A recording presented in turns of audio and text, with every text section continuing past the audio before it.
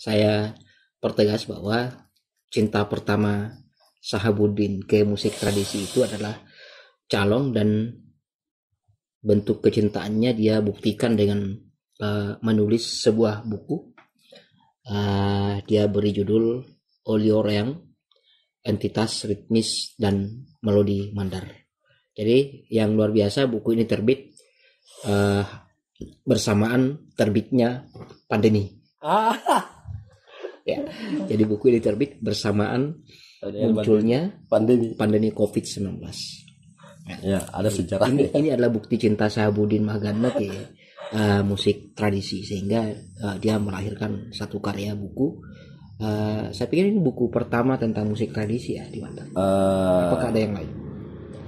Yang lebih... Setahu saya tidak ada yang mengkhusus. Ini mungkin yang pertama secara khusus. Mengkhususkan tentang alat musik yang ada Sulawesi Barat ini.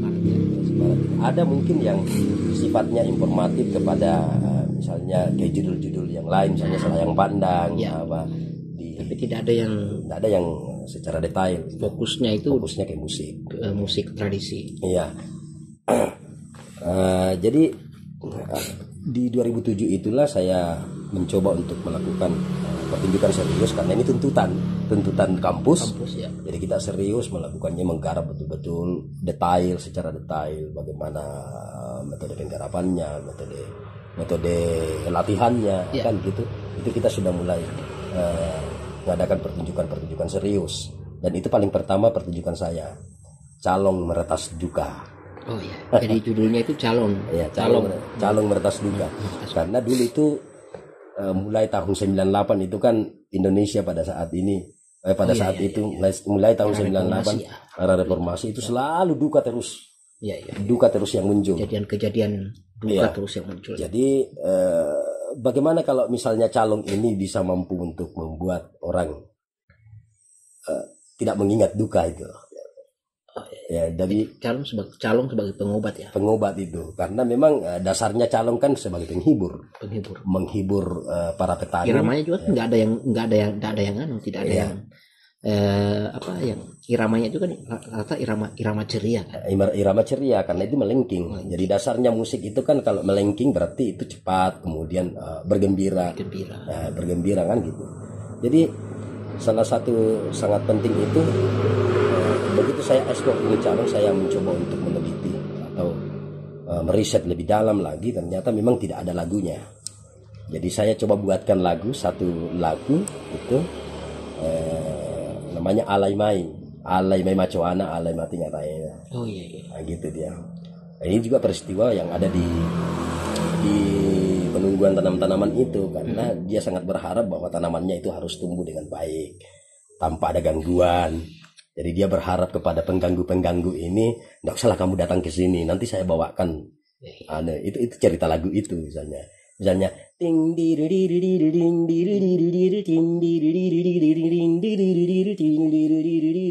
gembira ya. Alai mai macuana alai mati ngaraena alai mati dau peatale ditimo dioramu pak mai mutimbangi yaroi. Itu cuma pakai alat musik calong. Itu pakai alat musik calong. Oh, iya. Itu sudah. Tapi kan penggarapannya di sini kan sudah ada gabungan antara akademisi dengan ini baru saya dengar nih. Tradisi ini. Ini baru saya dengar. Iya. Memang karena ada di dalam buku yang persiapan buku yang ketiga kayaknya. Oh iya. Ini belum muncul yang buku kedua, tapi sudah ada perencanaan untuk buku ketiga. Tidak apa-apa berencana kan? Kita berencana saja. Ya. Semoga itu bisa terjadi. Oke. Jadi itu tadi beberapa, mungkin saya masih harus mengatakan itu adalah potongan-potongan kisah dari seorang Sahabuddin Magana dalam menjalani pilihan bidangnya, menjalani pilihannya sebagai seorang seniman musik yang mungkin lebih spesifik, dia adalah seorang seniman musik tradisi. Oke, Sahabuddin, sedikit mungkin kita akan menyinggung soal perkembangan musik di Sulawesi Barat khususnya. Ya. Bagaimana melihatnya? Iya, pertama saya harus mengatakan bahwa saya sangat dibantu oleh Teater Flamboyan dalam prosesnya. Ya. Begitu saya bergabung di Teater Flamboyan, di situ saya sangat dibantu untuk melakukan ekspor yang masuk dalam bidang ini, ya kan. Nah, saya melihat memang bahwa pengetahuan musik itu memang secara murni itu memang terjadi di Tinambung. Gitu. Jadi nanti di Tinambung baru banyak orang-orang yang meniru. Ya, saya menganggap bahwa dia meniru, membuat sebuah komunitas. Atmosfer di Tinambung itu ditiru. Meskipun sebenarnya bahwa ada dulu teater Pamarica di Polewali, ada teater Pamarica. Itu kan geliat-geliat teater kan, geliat-geliat teater, tapi kita belum mengkhusus musik. Jadi saya menganggap bahwa musik tidak pernah dibahas. Jadi mulai dari tahun-tahun, maksudnya begini, mulai saya memahami bahwa ada memang yang harus dibahas ini. Maksudnya ada item kesenian yang memang harus juga dibahas itu. Yeah. Karena selama ini yang dibahas itu adalah sastra saja. Mulai dari tahun 98 itu ya kan selalu sastra yang dibahas, ya kan, tidak ada yang mengkhusus dibahas tentang musik itu. Perkembangan dari 2000-an ke atas itu mulai dibahas ini musik ini.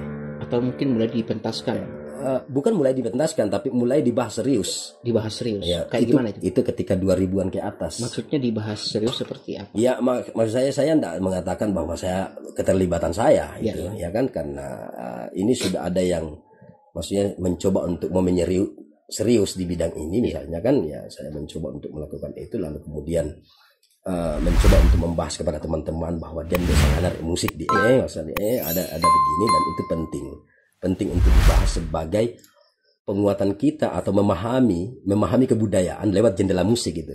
Oh iya. Nah, memahami lewat jendela musik, dan saya memang dipertemukan dalam satu item disiplin namanya etnomusikologi, dan itu tiba-tiba ini kan musik tradisional dulu pada saat 2000 ke bawah, yaitu 2000-an ke bawah itu kan tidak pernah dibahas, dan kayaknya alat musik tradisional pada saat itu tenggelam. Ini amatan saya amatan saya pribadi. Itu tenggelam. Mungkin ada pemain-pemainnya, mungkin ada yang mengundang tapi itu hanya lewat saja. Gitu. Setelah pentaskan. Ya, setelah pentas ya dirapikan. Dirapikan. Maksudnya disepelekan. Nah, itu disepelekan. Karena dia dianggap sebagai pertunjukan hiburan saja. Padahal ternyata di dalam alat musik tradisional itu ada item-item penting di dalam untuk memahami tentang persoalan kebudayaan. Persoalan kebudayaan. Nah, di situ keterpanggilan saya itu di situ. Nah, yang paling lihat perkembangannya adalah bahwa ternyata musik ini ya itu tidak pernah dibahas secara serius, dan alat musik tradisional itu tidak juga dibahas. Itu kan akhirnya kemudian saya mencoba untuk melakukan dipertunjukkan 15 menit durasi, dan mengumpulkan semua item yang ada di pesisir Mandar ini, alat musik itu kacaping, tambolang. Ini karena saya sudah banyak riset kan, sudah banyak melihat kan, tambolang, keke, palupung, rawana, ya kan, gandrang, gonggak lawe, gonggak lima, gonggak lawe, ya kan di situ. Terus gandrang yang ada di Maca itu. Saya mencoba untuk melakukan satu pertunjukan sekuler yang semua langsung pemain tradisinya yang saya kumpulkan. Itu di tahun 2003. Tahun 2003. Jadi saya mencoba untuk membuatkan satu kelompok, dan mereka-mereka yang ada di dalam. Kelompoknya Bana Fatima, kelompoknya Bu Camana, kelompoknya si Tombo Palua, kelompok ini. Itu Asamalewang ya? Itu namanya Asamalewang itu. Dan itu Asamalewang muncul di rumahnya Mahmud Gana itu. Jadi dibuat karena ada pertunjukan di Makassar yang kebetulan kami dipanggil ke sana. Saya pernah nonton di Rumah Jabatan. Itu 2006. Bukan. Rumah Jabatan itu 2006. 2006 ya? Iya, 2006 itu. Itu prosesnya sama Lewang itu. Dari mulai dari tahun 2003, karena yang paling membuat saya untuk masuk ke terjun ke situ karena ada dulu festival di sana yang kebetulan saya ditunjuk sebagai pencari pencari item pertunjukan di Makassar. Itu hari ulang tahunnya Makassar pada saat itu, Pekan Budaya. Pekan Budaya, dan saya dipanggil oleh orang di sana untuk mencari satu paket pertunjukan. Nah, saya kepentingannya di sini adalah saya mau bawa semua ini untuk memperkenalkan. Ya, untuk memperkenalkan ini wilayah kita, ya kan? Saya mau bawa semua ini. Nah, bagaimana caranya dibawa ini? Anggaran tidak ada. Waktu itu kan kita masih Sulsel ya. Ya, masih Sulsel 2003 kan? Ya, 2003. 2003 masih Sulsel. Dan memang saya sangat menyadari bahwa ini memang sebenarnya tidak bisa. Maksudnya tidak bisa untuk dibawa semua. Ya. Saya sangat menyadari bahwa ini adalah pemberontakan. Saya menyadari bahwa ini pemberontakan karena pakem-pakem ini sesungguhnya tidak bisa digabung karena mereka sudah ada pentas yang pakemnya, ada kacaping, pertunjukan kacaping secara utuh, pertunjukan rawana secara utuh. Maksudnya mereka sudah punya pakem, tapi saya mencoba untuk menggabungkan menjadi sebuah pertunjukan sekuler yang bisa dilihat tanpa ada pemikiran, tanpa harus dipikirkan, misalnya yang memerlukan pemikiran yang sangat serius. Sekuler itu kan maksudnya pertunjukan yang singkat tapi mengambil item-itemnya. Nah, kita kenal ini kan pertunjukan-pertunjukan begini kan ada ritualnya apa semuanya di situ, dan memang saya sadari bahwa saya penindas pada saat itu. Iya, betul. Jadi saya menindas. Akhirnya kemudian di 2006 itu ya muncullah kata-kata bahwa Sahabuddin Mahgana itu menindas alat musik tradisional oleh beberapa budayaan-budayaan kita seperti Maditaro, Halim Hade, ya kan? Itu kan Halim Hade pernah muncul di situ di 2006 itu karena beliau ini dipanggil sebagai pembicara pada saat itu. Ya, saya terlibat waktu itu. Ya, dan saya pertunjukan langsung di situ 2006. Disitulah saya diklaim sebagai penindas kebudayaan. Acaranya di Hotel Rati. Ya, di Hotel Rati. Ya, Di Hotel Rati. Waktu itu. Ya gitu betul. Nah, sama syariat, ya kan? Nah, saya mencoba untuk melakukan itu hanya untuk memperkenalkan mereka ini kembali. Ya, saya tidak tahu bahwa saya tidak mengatakan bahwa saya memperkenalkan. Saya tidak mau mengatakan bahwa saya ini betul-betul memperkenalkan karena mungkin tenggelam. Saya tidak mau dikatakan begitu, tapi keinginan saya itu adalah pertama ya saya mau memahami ini dengan jalur ini, dan kemudian untuk berusaha untuk terlibat langsung kepada mereka orang tua ini, ya saya mencoba untuk membawa dia ke Makassar. Atau kalau mungkin saya bisa membahasakan begini, seorang Sahabuddin mungkin ingin menunjukkan bahwa pertunjukan rawana, pertunjukan kacaping, pertunjukan musik tradisi yang lain itu bisa dikolaborasi. Mungkin itu yang disampaikan ya. Sebenarnya iya sih, sebenarnya iya. Sependek pengetahuan saya bahwa rawana, kacaping, itu tidak bisa bersatu. Itu kan mereka tampil solo. Ya, tampil solo. Makanya karena tampil solonya ini, kemudian yang kedua beberapa item pementasnya itu adalah orangnya sendiri, maksudnya pemain tradisi murninya sendiri yang terlibat berkolaborasi itu gara-gara saya. Ya. Itu gara-gara saya, dan saya memang penindas pada saat itu. Karena saya menindas para orang-orang tua itu. Menurut mereka.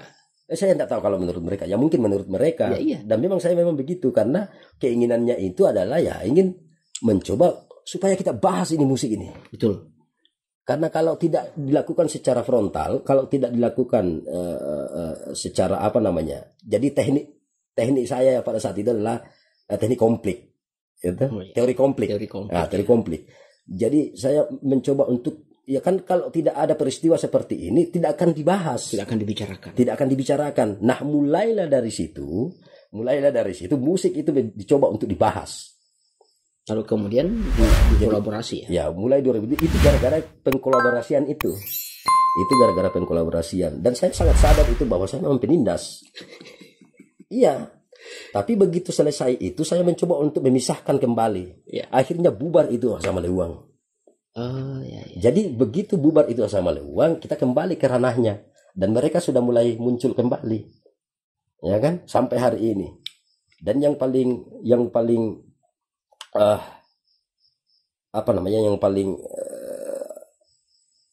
bisa dikatakan itu karena rebana pada saat itu, ini saya sering sekali terlibat itu. Pada saat orang itu kan ada orang tua selalu mengatakan di dalam permainan rebana, ya kan. Ini kan saya suka sekali begitu, misalnya rebana sudah mulai digantung karena sudah bermain, saya selalu mencoba untuk mau menabuh itu rebana. Ini saya masih anak-anak. Dan orang-orang yang pemain-pemainnya itu selalu melarang saya. Nah, kamu nyarekmu nanti sakit perutmu. Iya. Nah, itu karena sebenarnya mereka itu melarang kita secara halus jangan sampai rusak itu alatnya. Iya. Kemungkinan. Tapi ya mungkin juga bahwa begitu kita bermain tidak dihargai ini alat, maksudnya dimainkan secara frontal, dimainkan secara bermain-main saja, ya mungkin kau pasti kualat misalnya gitu kan, kayak begitu ya. Ya kayak gitu. Dan mungkin saja memang iya benar. Iya, maksudnya mungkin saja benar bahwa ketika kita menyepelekan alat musik ini hanya bermain-bermain saja, ya mungkin saja kita bisa kualat misalnya gitu. Tapi satu peristiwa itu yang membuat saya, loh kok anak-anak tidak bisa bermain ini ya? Apa masalahnya? Iya. Itu misalnya waktu saya sudah mulai kritis kan, sudah mulai kritis dalam peristiwa ini. Akhirnya 2009 saya mencoba untuk membuat satu item pertunjukan rebana dan itu langsung ke Jakarta. Yang saya mainkan itu adalah anak-anak semua. 2009. Itu rebana dan, sama? Rebana itu saja. Jadi kita explore rebananya. Kayak ini kan orang akademisi yang sudah bermain ini, maksudnya akademisi yang campur tangannya akademisi yang masuk, berarti dia sudah tidak bermain lagi secara tradisi murni, karena itu harus ada ekspornya di situ. Sudah diekspor, dan itu semua rebana yang pemainnya itu adalah anak-anak. Disitulah saya juga tidak mau mengatakan bahwa apakah ada hubungannya dengan peristiwa 2009 itu sehingga kemudian anak-anak sudah mau bermain rebana. Saya tidak tahu itu. Karena yang jelasnya ada peristiwa itu kemudian menjadi motivasi terhadap anak-anak. Lambe Jakarta mainan tampil main Jakarta rawana gila Pak itu misalnya kayak gitu. Akhirnya mulai ada dorongan, ada motivasi di situ karena mereka bisa bermain ke Jakarta gara-gara ini loh. Gara-gara rebana ini. Jadi 2009 itu langsung kita mendapatkan penyanyi terbaik, kemudian pemusik terbaik pada saat itu. Dan Adi Arwan Alimin itu sangat menjadi saksi dengan Ridwan Alimuddin itu karena dia terlibat. Maksudnya dia ke sana ya.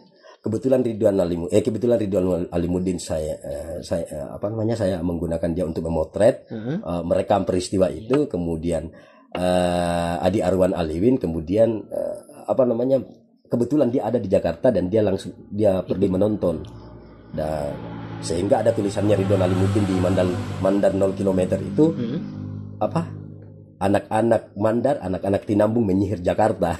Ada itu di Mandar km. Nah itu peristiwa itu. Ada Rifai Husdar di situ yang sama-sama dengan Andi Sami yang membawa anak-anak itu ke sana dengan atas pengerjaan saya pada saat itu. Dari situ mulai ada perkembangan musik.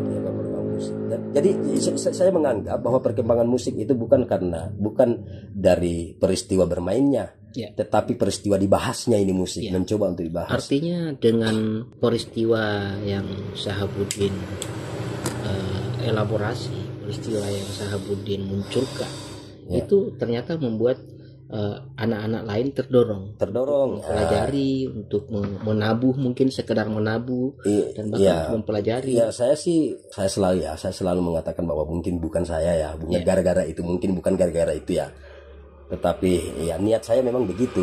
Kenapa kok anak-anak tidak bisa terlibat di dalam permainan musik tradisional itu? Padahal itu bisa dan itu terjadi dan harus dituntun. Dan harus dituntun. Dari situ sebelumnya tahun 2009 kita pernah sama-sama dengan Dalip itu membuat pelatihan musik tradisional Calong, kan di 2006 di Karama pada saat itu. Nah, itu kan kembali dibahas lagi kita. Nah, saya ingat nih, Din, itu yang pertunjukan Calong anak-anak pada saat Porda pertama. Jauh sebelum itu.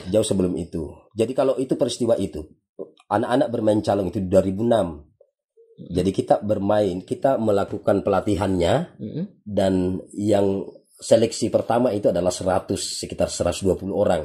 Dan itu apa namanya?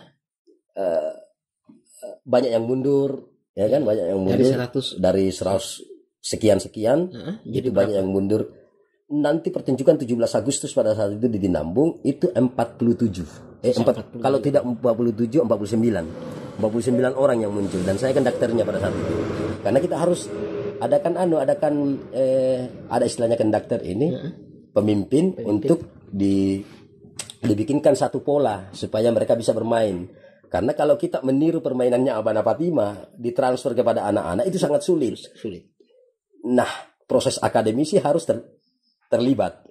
Sisi akademiknya harus masuk. Ya, sisi akademisnya harus masuk, terlibat. Akhirnya kita buat pelatihan itu dengan menciptakan satu pola, ya kan, yang dibuat oleh saya sendiri. Gitu.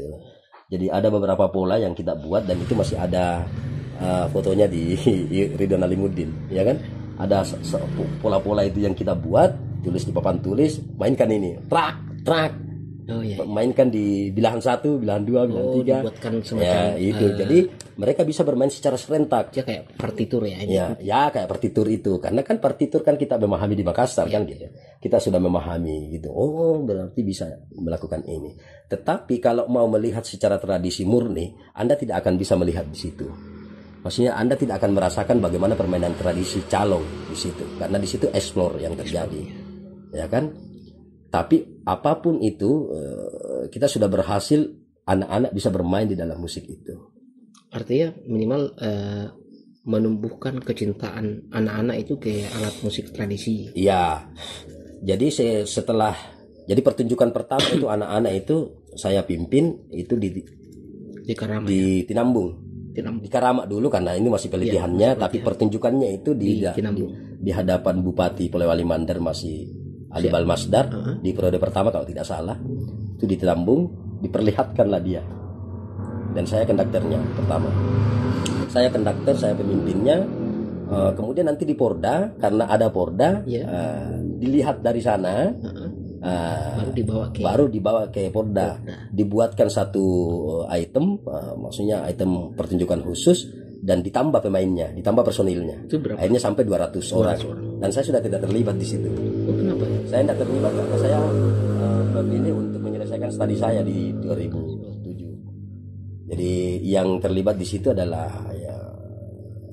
Bapak Isan. Bapak Isan inilah yang mencoba untuk memimpin itu dari pola-pola ini. Gitu dia. Jadi saya kembali ke pertanyaan tadi, Saudin. Bagaimana Saudin melihat perkembangan singkat perkembangan musik di Sulawesi Barat, khususnya musik tradisi? Saya melihat signifikan memang ya. Saya melihat secara ini signifikan karena pertama kita sudah mulai membahas itu, dan 2015 saya memberanikan diri saya menulis nama saya sebagai musikolog. Nah, ini juga penting ini, karena musikolog ini harus diperlihatkan kepada masyarakat. Maksudnya dia sangat musikolog. Musikolog itu berarti bahwa ada orang yang khusus melibatkan dirinya masuk ke jalur musik ini dalam pembahasan intelektualnya, ya kan? Jadi seorang musikolog itu adalah pembahas secara intelektual. Jadi kita bisa memahami wilayahnya, apa itu musik. Nah, di situ itulah yang disebut musikolog. Jadi kalau orang-orang itu yang terlibat langsung di situ membahas tentang persoalan-persoalan ini, persoalan musik. Apalagi kalau dia sudah meneliti, berarti dia adalah musikolog itu. Nah, yang paling mendasar saya harus perkenalkan di sini, meskipun sebenarnya sudah ada yang memperkenalkan, sudah ada banyak teman-teman yang secara akademik, misalnya Abang Seto, Bang Seto ini, Sayuti Tawal ini kan beliau kan jurusan etnomusikologi, tapi saya tidak menganggap bahwa beliau tidak berhasil, beliau tetap berhasil. Tetapi saya menganggap bahwa Bang Seto itu tidak mampu memperkenalkan etnomusikologi yang ada di... Mungkin karena dia tidak mampu merebut ruang ya? Ya, merebut ruang ya gitu. Jadi saya coba menuliskan nama saya sebagai etnomusikolog. Itu di 2015. Jadi ini sebenarnya apa ya? Cara yang sebenarnya tidak harus saya lakukan, karena ini saya malu juga. Kenapa saya malu? Karena saya tidak pernah terlibat di dalam akademis itu, di dalam. Tapi kan itu harus disampaikan. Ya, maksud saya begini, saya tidak pernah terlibat dalam kampus, misalnya secara akademik, secara ini, bersekolah ya kan, belajar di dalam satu institusi etnomusikologi, ya kan, disiplin etnomusikologi, karena di situ kan ada program. Ya, seharusnya kita harus menjadi sarjana etnomusikologi itu pada saat itu. Meskipun saya tidak pernah bergelut di situ, tapi saya memberanikan diri untuk melibatkan nama saya ke dalam etnomusikologi itu di 2015. Tapi hari ini saya sudah tidak mau. Kenapa? Saya sudah tidak mau. Tapi meskipun kalau orang selalu mencoba untuk memanggil saya sebagai musikolog, ya saya serahkan sajalah sama mereka. Tapi sesungguhnya saya tidak mau. Kenapa? Karena saya tidak wajar. Saya tidak punya ijazah tentang persoalan etnomusikologi. Gitu dia. Meskipun ilmunya ada ya. Ya saya tidak tahu apakah ilmunya sudah ada. Yang jelasnya ya saya mencoba melibatkan itu supaya orang-orang bisa sekedar bertanya saja, apa itu musikolog itu? Kenapa ada nama musik itu musikolog? Nah, saya menjawab itu. Dah. Dengan adanya pertanyaan itu, berarti saya sudah ada potensi di dalam Sulawesi Barat itu bahwa musik sudah harus serius dibahas. Musik sudah harus diperkenalkan. Dimulai di sini harus diperkenalkan di mata publik, karena hari ini kan sudah mulai orang-orang sudah banyak memahami peristiwa kita di Sulawesi Barat ini mengenai musik itu karena adanya etnomusikologi itu. Kata-kata etnomusikologi itu. Kemudian yang kedua yang membantu kita itu adalah ya banyak teman-teman di dalam komunitas-komunitas yang sebetulnya begini. Kenapa musik itu penting? Karena semua yang ada di dalam komunitas, maksud saya begini, semua yang membuat komunitas, teman-teman yang membuat komunitas itu mulai dari tahun-tahun berapa, tahun 60-an apa semua, selalu musik itu selalu terlibat. Ada unsur musik. Ada unsur musiknya. Tetapi inilah yang membuat saya, ini juga harus dibahas loh. Ya. Maksud saya ini juga harus dibahas secara khusus. Jangan dia menjadi pendamping saja. Jangan dia menjadi sekunder.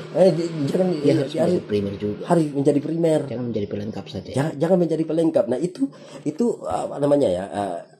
Salah satu usaha usaha kita, musik ini jangan dijadikan pelengkap saja. Dia harus menjadi bagian. Dia harus menjadi bukan pewarna, tetapi dia harus menjadi terdepan untuk melibatkan yang lain. Itu dia. Artinya musik yang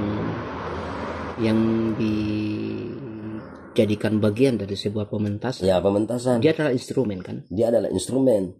Nah, itu tidak pernah diperhatikan oleh orang, bahwa selama ini bahwa komunitas selalu membuat menjadi pelengkap, maksudnya menjadikan musik sebagai pelengkap saja. Menjadikan musik sebagai pelengkapnya. Padahal dia sebenarnya inti. Kenapa saya mengatakan inti? Karena semua yang ada di komunitasnya pasti musik ada di situ. Nah, itu yang saya maksud. Oke, Sabudin, ini sekarang tinggal di mana? Saya sekarang di Mapili Barat. Mapili Barat ya. Ya, 12 kilo dari Tinambung. Berapa kilo dari sini? Saya tidak tahu kalau di sini berapa ya. Kalau di Tinambung itu 45 kilo. Kalau dari saya tidak pernah hitung lah. Sekitar 2 bulan ya. 2 bulan kayaknya. Sabudin ini adalah seniman yang fokus ke musik tradisi. Saking kecintaannya tumbuh ketika dia masih anak-anak. Kecintaannya tumbuh terhadap musik tradisi ketika beliau masih anak-anak, sehingga bahkan sampai sekarang bukti cintanya itu dia tuangkan ke dalam sebuah buku yang membahas khusus musik tradisi. Nah, untuk menutup bincang-bincang kita kali ini dengan Bung Sahabudin Mahgana, mungkin ada closing statement yang ingin disampaikan ke pemirsa Bandarnesi. Harapan-harapan Ya, harapan saya ke depan bahwa musik ini harus kita jadikan sebagai garda terdepan bagi para pemusik-pemusik itu. Ya.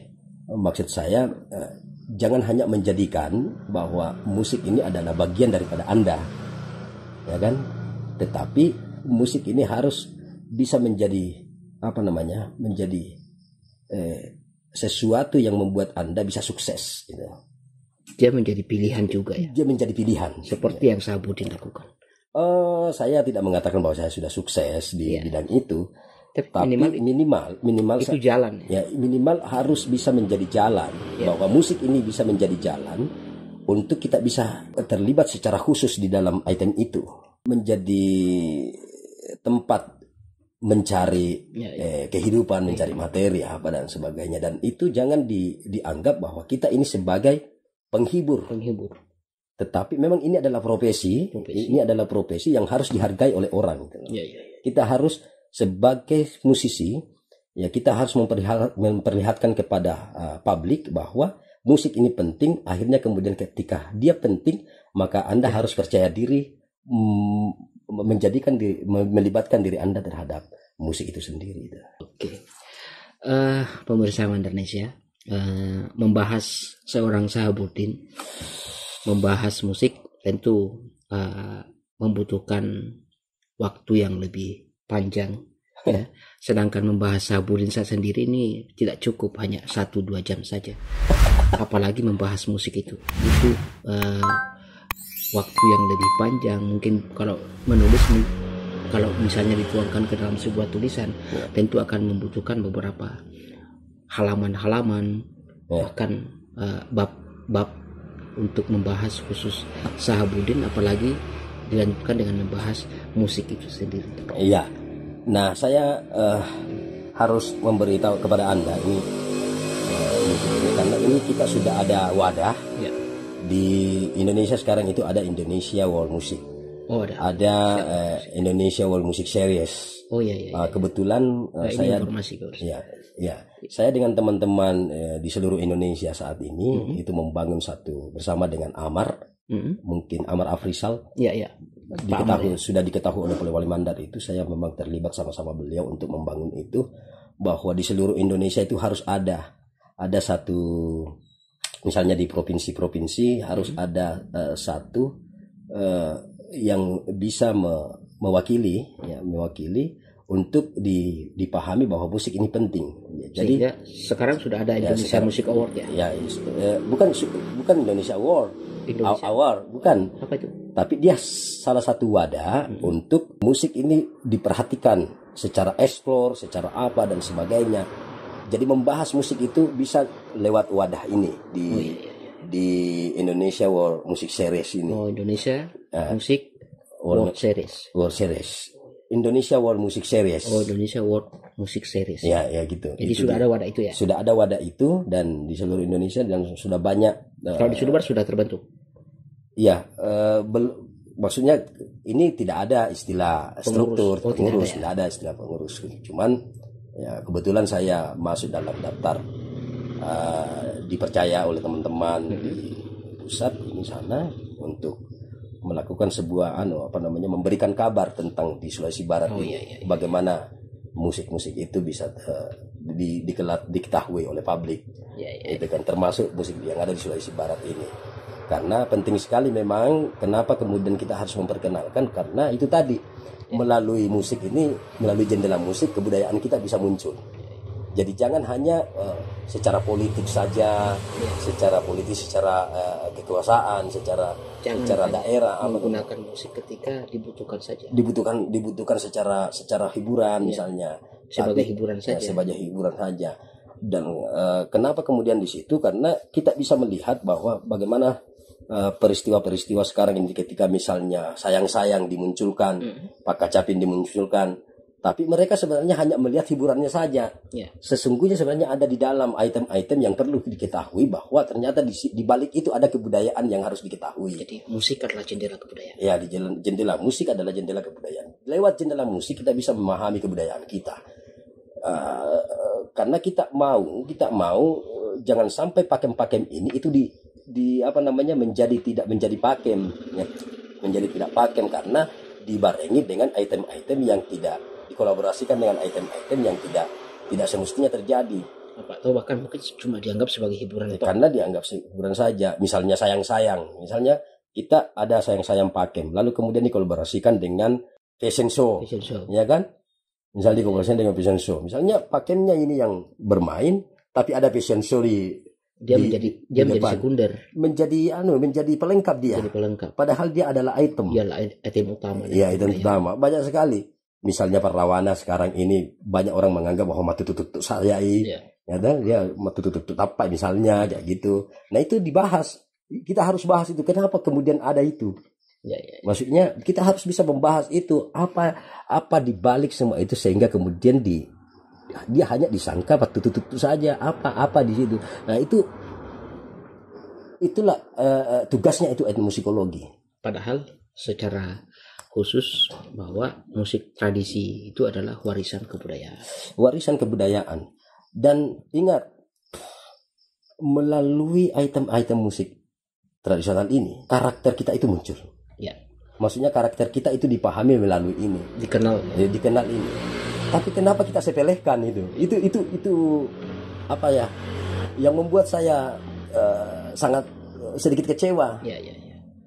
Kita sudah mencoba untuk memperkenalkan kebudayaan kita melalui musik ini, melalui item-item ini. Karakter kebudayaan kita. Salah satu yang membuat karakter kebudayaan atau kebudayaan yang ada di Sulawesi Barat itu muncul itu karena gara-gara musiknya. Itu tidak bisa dinafikan itu. Bayangkan di 2014 kemarin begitu saya perkenalkan Calong di sana di 2014 ada satu helatan seni yaitu Festival Musik Tradisi Anak-anak Nusantara. Nasional. Secara nasional semua alat musik yang ada di provinsi itu terlibat di sana.